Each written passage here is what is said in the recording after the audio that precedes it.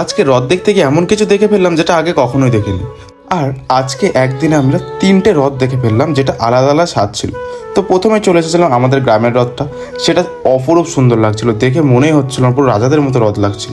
তারপরে দেখতে একটা ছোট্ট আমাদের খুদে রথ দেখলাম। তারপরে চলে আসলাম আমরা কোথায়, না চলে আসলাম আমাদের ঠাকুরতলা মানে নৃসিংহপুর। ওখানকার রথটা এত সুন্দর লাগছিল না, কি বলবো, একদম অন্যরকম, মানে যেটা রাজাদের বাড়িতে যেমনভাবে রথ ধরে না সেরকম ঠিক। তারপরে আমরা কোথায় চলে আসি, না চলে আসি যেটা মায়াপুরের পাশে জায়গাটা রয়েছে আমঘাটা। তো আমঘাটায় চলে আসি, আর এখানে রথটা ছিল পুরো লাইটিং, এত সুন্দর লাইটিং করেছিল না। তারপর ভাই একটা আলাদা জিনিস দেখলাম, এখানে গাছের উপর এই লাইটিং না পুরো মন কেড়ে নিচ্ছিল, মানে মনে হচ্ছিল ওখানে দাঁড়িয়ে থেকে এত সুন্দর লাগছিল ভাই সব জায়গাটা। আর সবাই এখানে এসে সবাই ছবি তুলছিল, ভিডিও করছিল, জায়গাটা ছিল অপূর্ব, মানে কি বলবো, এত সুন্দর না বলার মতো নয়। তারপরে আমরা একটু মন্দিরের ভিতরে আসতে এই সাইডে দেখছিলাম যে প্রসাদ বিতরণ করছে, তো আমার ইচ্ছা হলো একটু প্রসাদ খাওয়া।